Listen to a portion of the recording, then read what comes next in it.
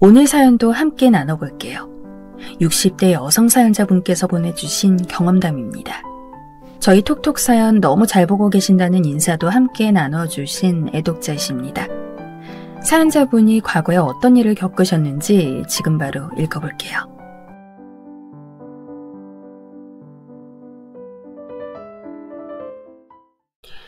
안녕하세요. 일상에서 틈이 날 때마다 톡톡 사연에 올라온 사연들을 접하면서 많은 재미를 느껴온 사람입니다. 60대의 나이, 살아온 날들보다 앞으로 살아갈 날들이 현저히 적게 남았네요. 오래 살아왔으면 그만큼 가치 있는 시간들도 많이 쌓여 있어야 응당 맞을 것일진데 전 그렇게 살아오지 못한 것만 같아요. 저란 사람의 지난 인생 안에 담긴 이야기를 써보고자 사연 신청하게 되었습니다. 저는 20대 중반에 남편을 만나 결혼했고 그러면서 새로운 환경에 정착하게 되었어요.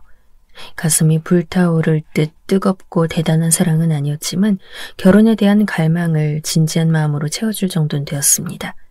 그렇게 결혼했던 것이었어요. 저는 특별한 능력이나 재주가 없는 사람이었기에 벌이가 나름 괜찮았던 남편은 고마운 존재였으며 의지가 되는 배우자였습니다. 결혼하길 잘했다는 생각을 갖고 있었고 신혼생활 도중 아들을 임신한 걸 알게 되어 더욱 기뻐했던 기억이 나네요. 결혼하고 나서 아들을 일찍 보았고 5살 터울로 딸이 태어나서 슬아이 남매를 얻게 되었습니다.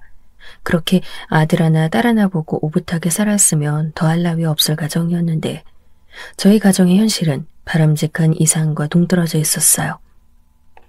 남편은 작게 사무실을 운영하고 있었죠.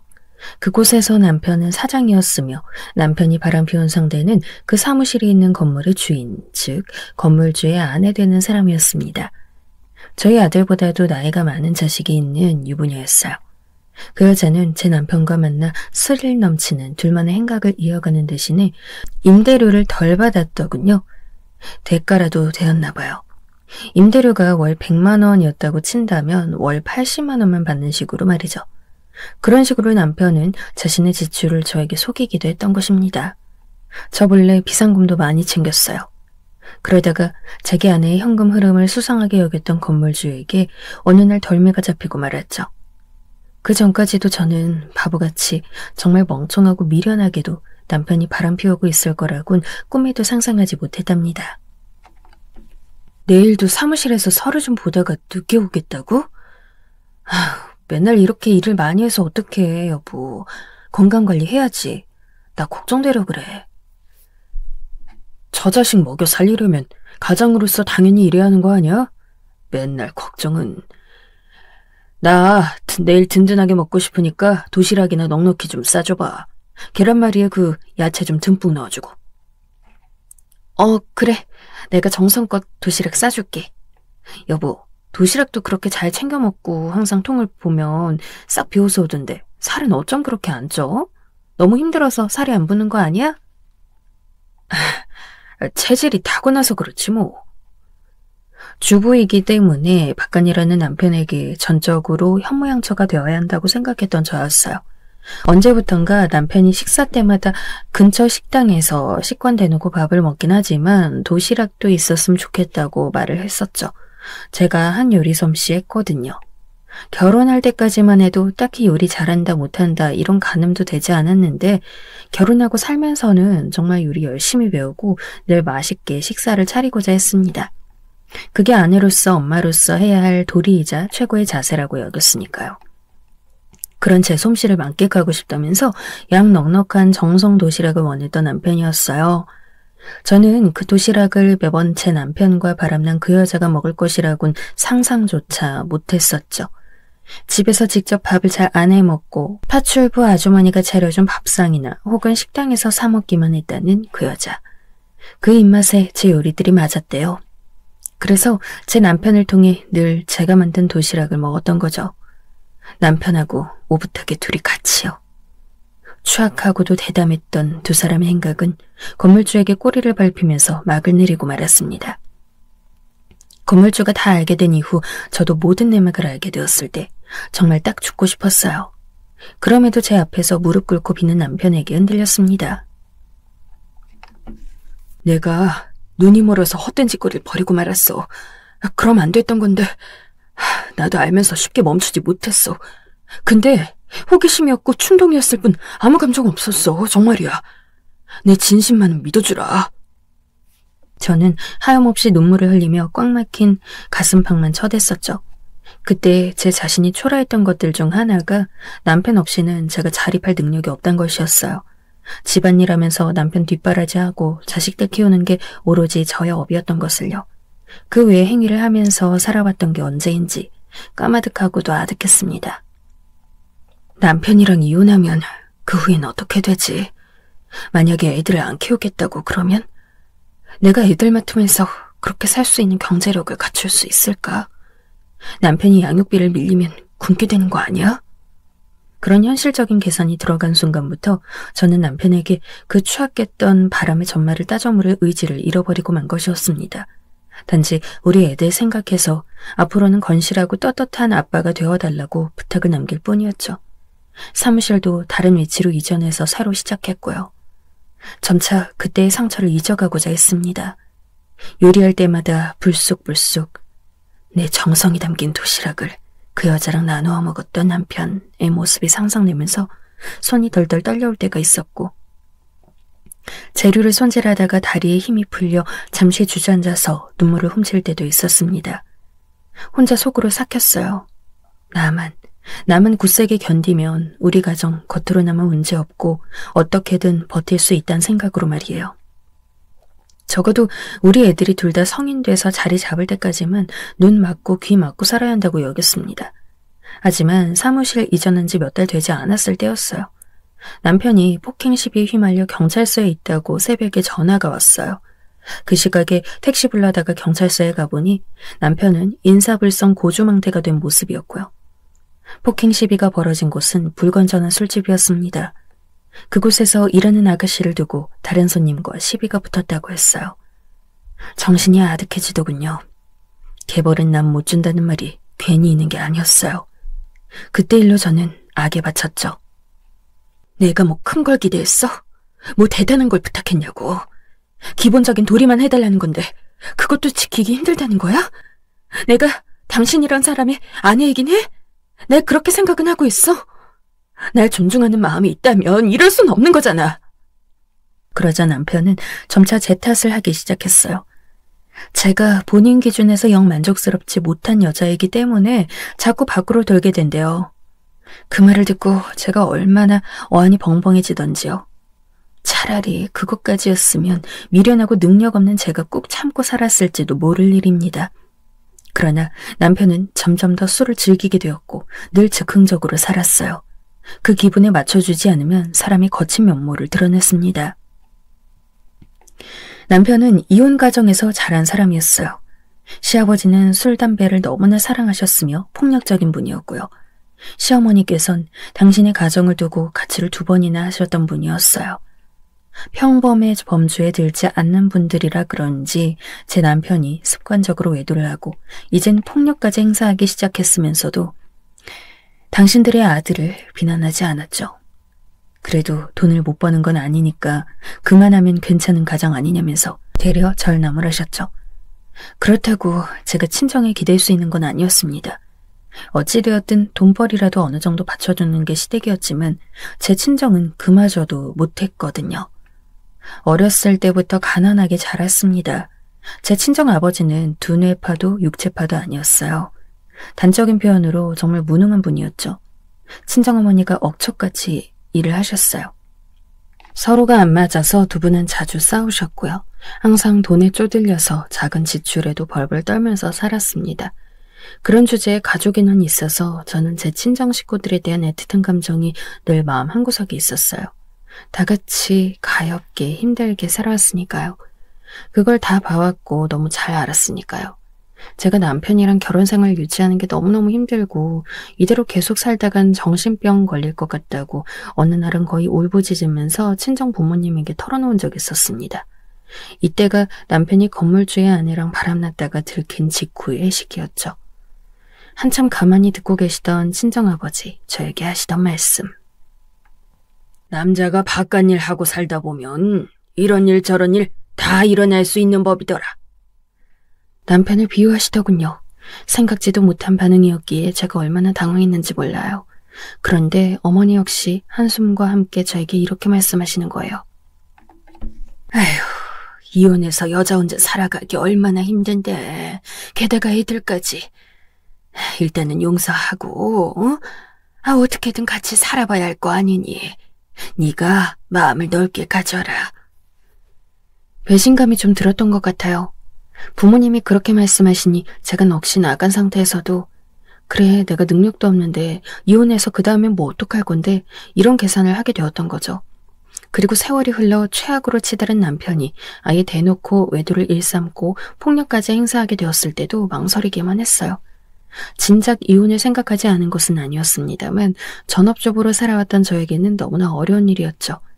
남편이 반복적으로 보인 불순한 행위에도 불구하고 가정을 완전히 놓는다는 건 제 인생이 끝나는 일이라고 생각했어요. 그땐 그랬습니다. 아둔하게 시야가 좁았던 탓이었겠죠. 남의 이야기에 대고 그런 건 당연히 이혼감이지 왜 당장 이혼을 못하냐며 쉽게 탓들 할 수 있겠지만 그 당사자들은 다 사정이 있는 법이니까요. 아무튼 저는 이러한 연유로 긴긴 세월을 참고 살았습니다. 그랬다가 결국 남편이 먼저 집을 나갔어요. 바람난 여자의 집에서 살기 시작하더니 짐을 한두 개씩 옮기더군요. 그때 저희 둘째인 딸이 대학에 입학한 상태였어요. 아들은 군대에 있었고요. 당신, 우리 딸 대학 다니는 거 알잖아. 입학만 시켜놓으면 다야? 앞으로 4학년까지 졸업할 날들이 얼마나 길게 남았는데 생활비 안 주고 카드 다 빼앗아가고 그러더니 이제 뭐? 우리 딸 등록금도 알아서 해결하라고? 당장 다음 학기를 어떡하란 말이야? 제가 남편을 찾아가 하소연하고 빌어봤지만 차갑게 냉대에만 당했습니다. 저에게 이혼하자 하더군요. 드디어요. 그 오랜 세월을 지나 이혼이란 주제가 저희 부부 사이에 올라왔는데 그게 저의 입을 통해서가 아니라 남편의 입을 통해서 나왔다는 사실이 절 비참하게 만들었어요. 이혼 도장 찍으라고 저한테 협박조로 그랬지만 전 무시했어요. 위자료 넉넉하게 주기 전에는 그 이혼 못 해주겠다고 했습니다. 딸아이 등록금은 우선 있는 대로 돈 다 끌어모아냈고요. 그런데 등록만 하면 끝이 아니잖아요. 그 학교 다니는 동안 들어가는 생활비도 만만치 않죠. 남편과 분쟁 아닌 분쟁하는 동안 전 우선 일을 시작했습니다. 식당에 들어가서 주방일을 했어요. 제가 워낙 요리 솜씨가 따라주었고 집안일이라면 도 같아서 청소하고 관리하는 것에도 일가견이 있었죠. 다만 사회생활 경험이 없었고 그 전에도 아르바이트처럼만 일을 해봤던지라 하루 12시간씩 식당에서 근무하려니까 초반엔 눈앞이 노래졌습니다. 아유, 서윤댁. 우리 서윤댁은 조리일도 잘하고 청소도 잘하고 다 좋은데 사람이 너무 요령이 없어. 서윤댁처럼 일했다간 골병들어 전부 몇 달 못 버틸걸. 아휴, 여기 앉아서 과일이나 먹고 마저 해. 일로 와, 얼른. 그래도 다행인 건 할 일이 넘쳐났고 그래서 근무자 수도 꽤 되었던 그 식당에서 만난 분들이 좋은 인연들이었단 거죠. 텃세 부리거나 시기 질투하는 사람들도 있긴 했지만 대체적으로 저에게 호의 넘치게 굴어주었어요. 얼마나 감사하던지요. 제가 딸아이 학비, 생활비 벌려고 일을 시작했다고 말을 했었거든요. 손때가 탄 제 지갑에는 늘 제 아들과 딸 사진이 끼어 있는데 제가 그걸 들여다보는 모습에 거기 분들이 저를 서윤댁이라고 부르기 시작했었어요. 처음엔 서윤 엄마라고 부르시다가 서윤댁으로 고쳐졌죠. 서윤, 바로 제 딸의 이름이었어요. 아니, 보통은 첫째가 아들이면 장남한테 의지하고 그러지 않나? 우리 서윤댁은 보면 자기 딸은 엄청 스레 아끼네. 아, 그게요. 저희 아들 광윤이는 어렸을 때부터 워낙 의젓했거든요. 차분하고 머리도 영민하고 성격도 타고나길 독립적이었어요. 그런데 저희 딸 서윤이는 안 그랬죠. 항상 손이 많이 갔어요. 어렸을 때는 주의력 결핍 증세가 심해서 치료받은 적도 있었고요. 이게 다 못난 부모 아래 태어나 자라서 그런 건 아닌지. 저는 딸만 생각하면 죄스러운 심정이었습니다. 세월이 갈수록 질 나쁜 본성을 키워갔던 자기 아빠, 신경 예민하고 우울하고 나약한 자기 엄마, 어린 동생과 놀아주는 건 유치하면서 아예 상대를 안 해줬던 자기 오빠, 이런 식구들 사이에서 딸아이가 많은 고충을 아는 채 살아왔으니까요. 저는 제 자신을 추스르기에도 벅차서 어쩔 줄 몰랐던 부족하디 부족한 엄마였습니다. 결코 바람직하지 않은 부모의 모습을 보면서 자란 아이들이 어떤 정서를 안게 될는지를 고려해 본 적 없었던 엄마 자격 없는 사람이었죠. 첫째인 저희 아들이 워낙 성숙하고 또 성격 자체가 정적이라서 제가 방심했는지도 몰라요. 아들은 사춘기 지나면서도 매사에 무감각했고요. 부모와 자식은 독립된 인격체라는 생각이 강했어요. 그렇게 가르친 적도 없건만 그랬습니다. 반면 딸은 감수성이 예민했고요. 주변 돌아가는 거나 상황 파악에 관심이 많았습니다. 그리고 가정을 등한시하는 자기 아빠에 대한 애정 결핍이 날이 갈수록 심해졌어요. 중학교 사춘기를 지나면서부터는 그 현상이 두드러졌던 것 같아요. 나 이번에 시험 결과 잘 나왔는데 전교등수 엄청 올랐는데 그래서 이거 아빠 보시라고 성적표를 아빠 책상 위에 뒀는데도 무시당했어. 나한테 잘했다고 칭찬 안 해주셨어. 나 어렸을 땐 칭찬도 많이 해주시고 좋은 식당도 같이 데려가 주셨는데 내가 너무 커버려서 그러나? 실망한 얼굴로 그렇게 있을 때면 제가 위로를 해줬죠. 너무 그렇게 생각할 거 없다고요. 그런데 언제부턴가 딸은 그런 제 위로가 담긴 손길을 뿌리쳤습니다. 됐어. 엄마가 뭘 한다고 그래? 엄마도 아빠한테 사랑 못 받으면서. 하긴 나 같아도 내가 아빠라도 엄마 별로일 것 같아. 무슨 능력이 좋은 것도 아니고 외가가 잘 사는 것도 아니고 그렇다고 예쁘기를 여자로서 매력이 있기래? 그때가 딸이 고등학교 1학년이었나 그랬는데요. 그렇게 말하는 걸 듣고 제가 얼마나 안실색했는지 모릅니다. 너 어떻게 엄마한테 그런 말을 할 수가 있어? 딸이 어떻게 자기 엄마한테 그런 말을 해? 너 그게 어디서 배워먹은 버르장머리야? 왜? 내가 너무 많은 말만 해서 전곡이 찔렸나 봐? 내가 보기엔 아빠가 우리 집에 정 못 붙이는 건 바로 엄마 때문이야. 엄마가 잘못해서라고. 휙 하고 손이 위로 올라갔다가 부들부들 떨면서 그 손을 내려놓았습니다. 저도 모르게 딸을 때릴 뻔했죠.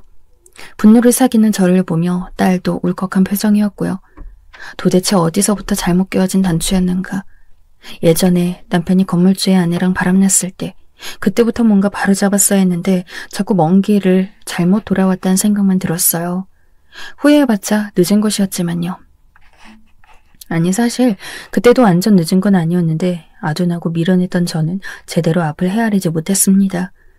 남편은 폭력적인 모습까지 보이기 시작했고 딸이 제 탓을 했던 게 마음 깊숙이 박혀있던 저는 그 상황에서도 묵묵히 눈물만 삼켰던 것 같네요.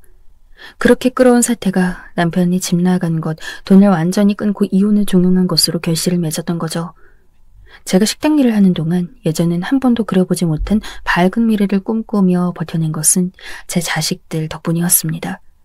알아서 잘 자라준 자기 앞길 자기가 알아서 개척해 살아가는 아들에 대한 고마움, 그리고 제대로 보살펴주지 못하고 인도해주지 못해 가슴이 아픈 딸에 대한 미안함, 반드시 안정적인 미래가 저희에게 펼쳐질 것이라고 기도하면서 지냈습니다. 마침내 남편과 재산 분할에 대한 전쟁 같은 조율을 마치고 이혼하게 되었어요. 결국은 마침표를 찍게 되는 날이 오더군요. 저희가 살던 집은 남편이 가지기로 했습니다. 대신 그에 상응하는 돈을 제가 받기로 했고요. 군대에서 나온 아들은 바로 새 자취방을 구해 대학생활 마무리를 하며 취업 준비를 했어요. 저랑 딸만 같이 살면 되니까 집의 크기는 줄어들어도 상관없었죠. 그때 저희 딸은 대학교 2학년이었습니다. 새로 집을 구했는데요. 보증금이 높고 월세가 낮은 집이었어요. 전세를 구할 여력은 당장에 마땅치 않았고요. 내부 구조가 잘 빠진 빌라였고 5천에 20짜리였어요. 기대 계약금 500만 원 냈고요. 이사 들어가는 날에 잔금을 내기로 했었죠. 그 주인 아저씨가 굉장히 사람 좋은 분이었는데 이사하느라 정신없을 테니 이사 오고 나서 천천히 잔금 줘도 된다고 하셨습니다. 하지만 그런 호의에도 불구하고 그 잔금을 제가 내는 일은 발생하지 않았어요. 왜냐하면 수중의 돈을 모두 딸이 가져가 버렸기 때문입니다. 키워줘서 고마워. 엄마, 이제 내 인생 내가 알아서 개척할게. 나중에 성공하면 연락할 거야. 건강하세요. 이런 내용의 편지를 남긴 채 이사 가느라 싸놨던 짐 중에서 자기 것만 홀랑 들고 떠났어요. 잔금은 물론 나머지 있던 돈들마저 모두 딸이 철저하게 출금을 해놨더라고요. 정말로 기절하는 줄 알았습니다. 이 엄청난 사태에 전 남편에게 연락해 제발 당장 와달라고 했죠. 딸이 돈과 함께 없어진 걸 안 전 남편은 저보고 병신이 따로 없다며 제 뺨을 후려쳤어요. 그러자 아들이 폭발해서 전 남편에게 덤벼들었고 그때부터 난장판이었죠. 악몽 같은 순간이었습니다. 어쨌든 이제 끝이니까 이대로 연 끊고 각자 알아서 살자고. 뭐? 당신은 우리 딸 걱정도 안 돼? 여자애가 혼자서 사라졌는데? 내가 왜 걱정을 해야 되는데? 전 남편의 말에 어안이 벙벙했어요. 제가 뭘 들은 건가 싶었네요. 성인이고 자기 의사가 담긴 편지까지 남겼으니 이건 실종이 아니라 가출이라고 하더군요. 경찰서에서 쓰러져서는 엉엉 울었습니다. 가슴이 타오를 듯 뜨거웠어요. 그 열기가 절 삼키고 제가 녹아내릴 것만 같았죠. 정신이 나가버린 상태에서 딸이 다녔던 대학교에 연락을 해봤습니다. 이번 학기 등록한 게 아니라면서 대학교 사무실에서 답변을 하길래 머리가 어지러워졌죠. 학교를 등록하고 다니는 척했던 딸이 그 등록금을 빼돌린 것이었고 대학교는 자퇴 처리가 되어 있었습니다. 엄마, 걔는 그냥 잊고 삽니다. 돈 떨어지면 나타날 애니까 신병 걱정은 안 하셔도 된다고요. 아들은 진절머리치며 그렇게 말했어요. 전 현실을 쉬이 받아들일 수 없었어요. 저는 제 자신을 희생해서라도 제가 인내하고 버텨서라도 가정을 지키는 게 제 자식들을 위한 사랑이라고 믿었습니다. 그렇지 않으면 제 자식들을 사랑하지 않는 엄마가 될 것 같았거든요. 친정어머니가 어떤 고생을 하고 살았는지 다 봐왔기에 그게 저의 기준이기도 했었고요. 그런데 가정이 깨어졌고 애틋했던 딸은 사라졌어요. 제 인생이 의미 없게 느껴졌습니다. 저는 식당 일을 그만두었다가 전에 같이 일했던 분에게서 연락을 받았어요. 나 아는 언니가 곱창집에서 주방 일하고 있는데 사람 구한다나 봐. 새벽까지 하는 게 좀 그런데 돈은 많이 준다더라. 생각 있음 내가 소개시켜주고. 서윤댁 돈 필요한 거 아니야? 고민하던 저는 곱창집으로 가서 일을 했어요. 돈 벌어야 하기도 했고 뭘 안 하면 정말 정신이 미쳐버릴 것 같았거든요. 그런데 만취한 취객들로부터 못 볼 꼴을 너무 많이 보게 됐습니다. 이 일을 계속해야 하나 고민하던 무렵 받게 되었던 제안이 바로 파출부 일이었어요. 네? 남의 집 가서 요리를 하라고요? 뿐만 아니라 살림 다 해야지. 요즘 그런 집 많아. 서윤댁이라면 왠지 잘 맞을 것 같은데. 한번 도전해보는 거 어때? 그렇게 저는 파출부 일을 시작하게 되었죠. 회사 일로 바빠서 3개월만 파출부 쓰고자 한다는 가정집으로 갔던 게 처음 근무였고요. 처음엔 눈치 보면서 할 일만 딱 하다가 며칠 지났을 때부터 냉장고 청소 싹 하고 창틀 틈새까지 싹 닫고 이런 것도 하기 시작했습니다. 그랬더니 그 가족이 너무 고마워하면서 저를 더 쓰고자 하더군요. 아들은 취업해서 다니던 회사에서 일이 희한하게 풀려서 외국 나가서 지내게 되었어요. 사는 곳을 회사에서 지원해준다고 했죠. 짧게는 1년, 길게는 3년. 워낙 독립적인 성격이라 그런지 아들은 그런 거 하나도 겁을 안 냈습니다. 다만 걱정되는 게 하나 있다면 바로 저라고 얘기하는 거예요. 그래서 저는 그 말 듣고 아들에게 당장 외국 나가서 일하라고 했어요. 아들의 결정에 짐이 되고 싶지 않았어요. 나는 여기서 내 할 일 찾아 하면서 돈 벌면서 그렇게 살고 있을게. 제가 담담하게 등을 떠밀었고 아들은 외국에서 지내게 되었어요. 저는 원룸에서 혼자 살았습니다. 수중에 돈은 없었지만 부족한 적은 없었네요. 돈 들어갈 데가 없었으니까요.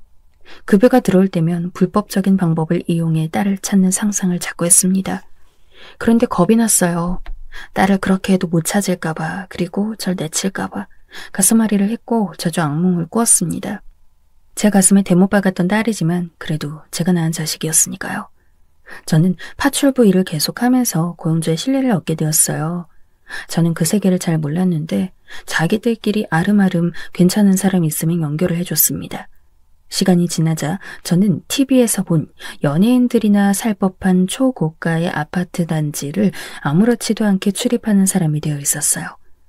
남의 것에 일절 탐 안 내고 손 안 내고 심부름으로 장볼 일 있으면 정직하고 투명하게 돈 관리하고 그리고 집주인의 사생활에 일절 관여 안 하고 세심한 로봇 같은 게 저였네요.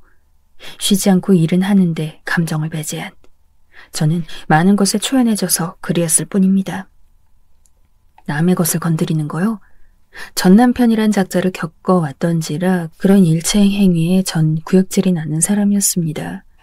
그게 무엇이 됐든 남의 영역에 들어가 있는 것엔 관심 안 가졌어요. 돈이요?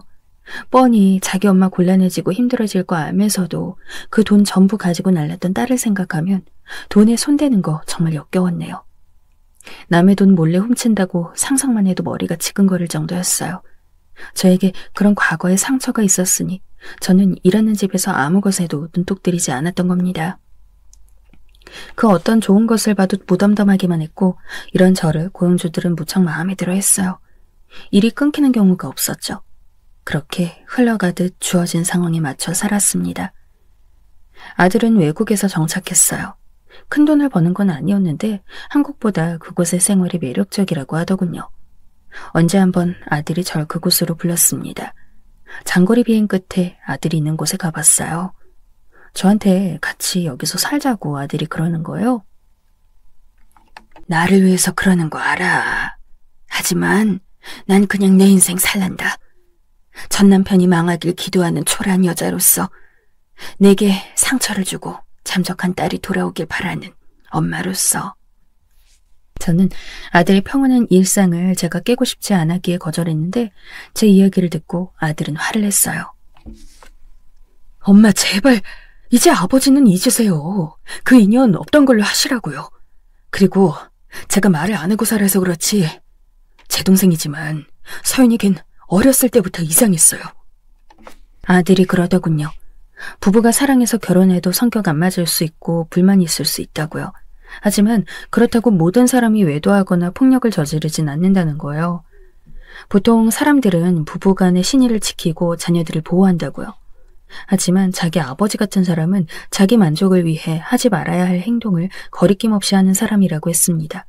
미안함과 죄책감 따위는 느끼지 않는 괴물이라고요. 지켜야 하는 도리와 가치를 외면하고 오로지 본인이 원하는 목적과 결과를 위해서 수단과 방법을 가리지 않는 사람.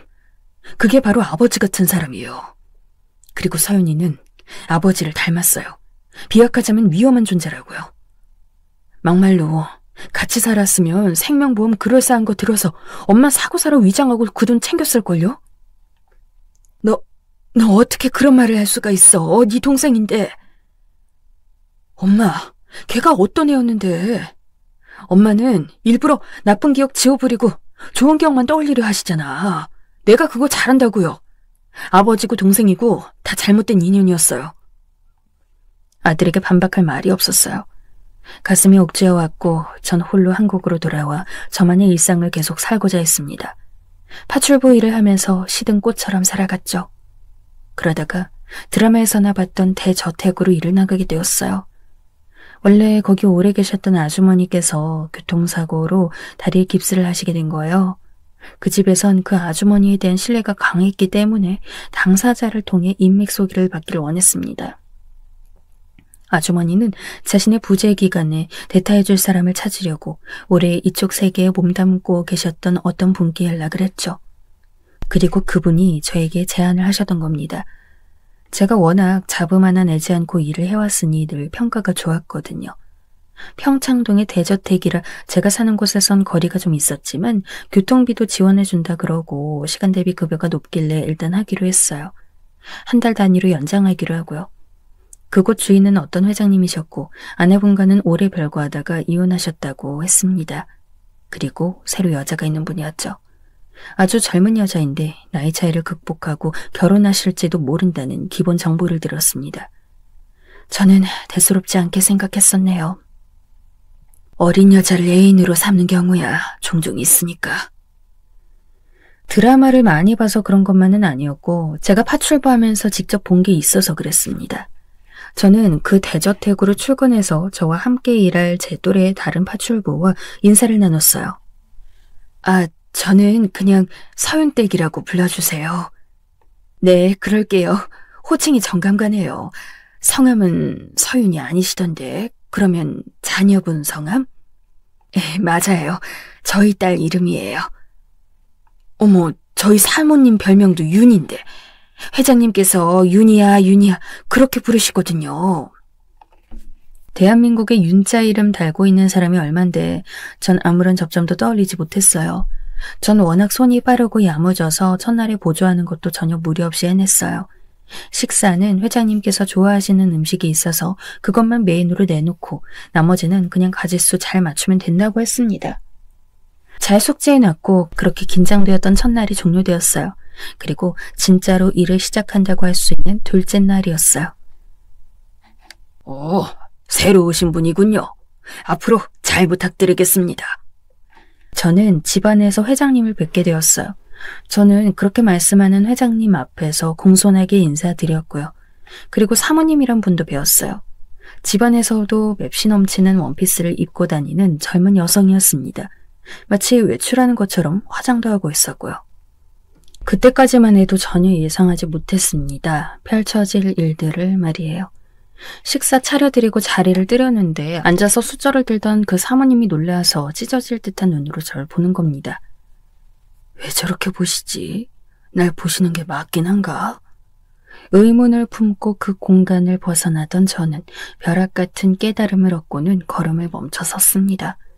빙글 몸이 돌아섰고 전 그 사모님을 쳐다보았죠. 그러자 황급히 고개를 숙인 사모님이 빠르게 국을 퍼드시는 겁니다. 아니, 이럴 수가... 제 심장이 거세게 뛰기 시작했어요. 그 모습을 보자 겹쳐지는 무언가가 있었거든요. 윤희, 왜 이렇게 밥을 빨리 먹어? 네? 네, 그냥 좀 배가 많이 고팠나 봐요. 천천히 먹어. 그러다가 체할라. 회장님과 대화를 주고받은 저 사모님 목소리를 듣는 순간 알 수 있었죠. 그럴듯하게 말씨를 꾸며냈지만 그 목소리는 숨겨지지 않았습니다. 뒷정리를 하는 동안에도 일이 손에 잡히지 않았어요. 이게 무슨 일인가 싶었죠. 무려 10년이었어요. 10년 전 사라진 제 딸이 왜 회장님 댁에서 사모님으로 나타난단 말입니까? 쿵쾅대는 심장을 안고 있는데 사모님, 아니 제 딸은 절 따로 불렀습니다.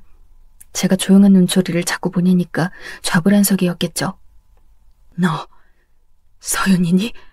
내 딸 서윤이 맞지? 서윤아. 둘만 있는 공간에서 저는 제 딸을 불렀습니다.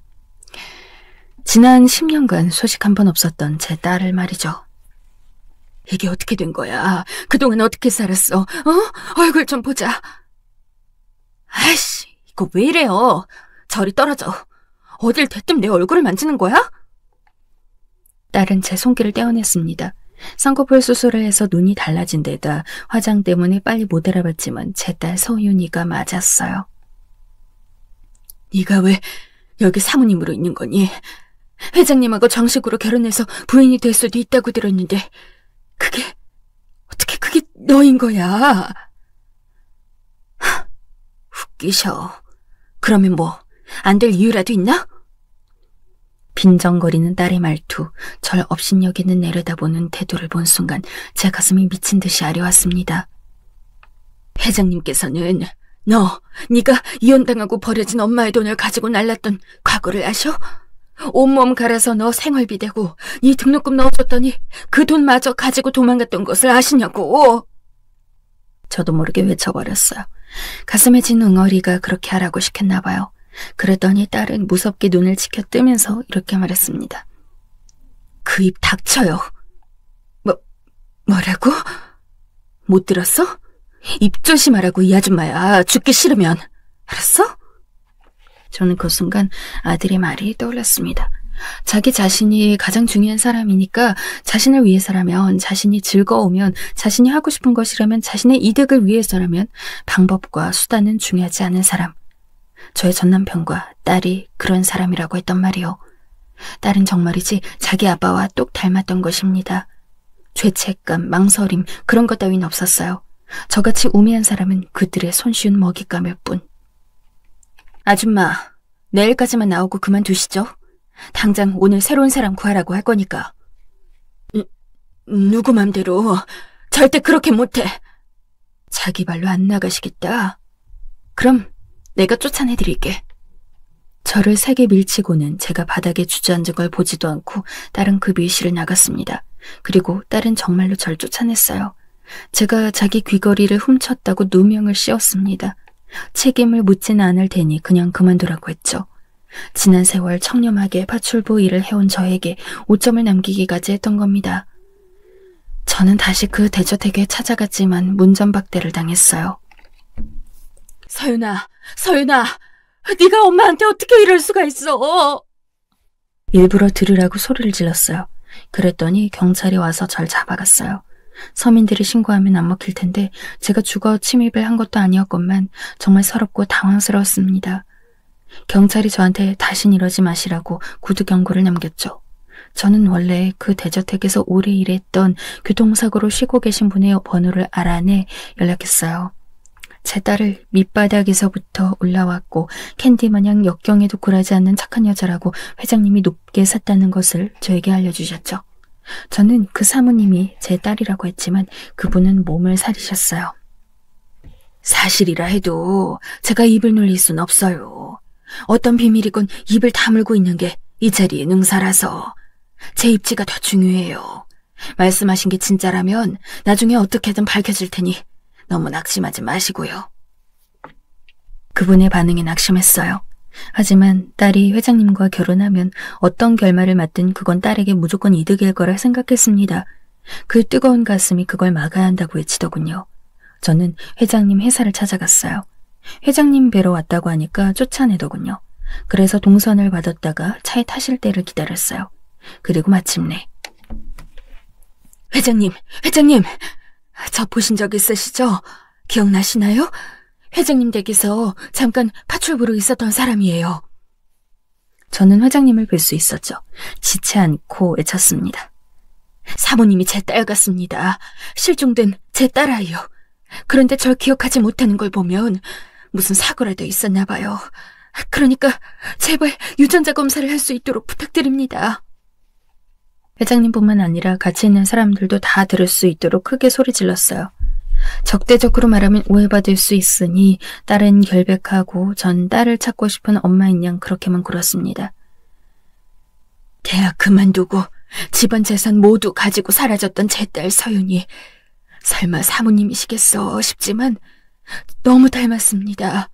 절 기억하지 못하시지만 그래도 제 모정이 가리키고 있어요. 그러니 유전자 검사를 받게 해주세요. 회장님이 기함하셨죠. 역시나 딸은 과거를 철저하게 속이고 조작했던 겁니다. 딸은 심지어 대학을 졸업한 것으로 졸업장을 위조하기까지 했어요. 대학을 다니긴 다녔으니까 그것을 토대로 대학 생활을 꾸며냈고요. 돈을 원하는 겁니까? 회장님이 그렇게 물으셨을 때 제가 담담하게 대답했습니다. 아니요, 진실만을 원합니다. 그렇다면 믿고 유전자 검사 해보겠습니다. 저는 망설임 없이 머리카락 한 움큼 뜯어다 드렸어요. 그리고 당연하게도 그 사모님은 제 딸 서윤이었고 그대로 회장님 댁에서 쫓겨났습니다. 어느 날 모르는 번호로 연락 왔길래 받아보니 딸이었어요. 이제 코앞이었는데 다 망쳐놔? 진짜 당신 죽여버릴 거야. 비명을 지르며 난리를 치더군요. 저는 조용히 말해주었어요. 그만해. 그 이상 하면 너 정말로 지옥 간다. 그리고 전화를 끊었습니다. 눈물이 줄줄 흘러내리고 있었네요.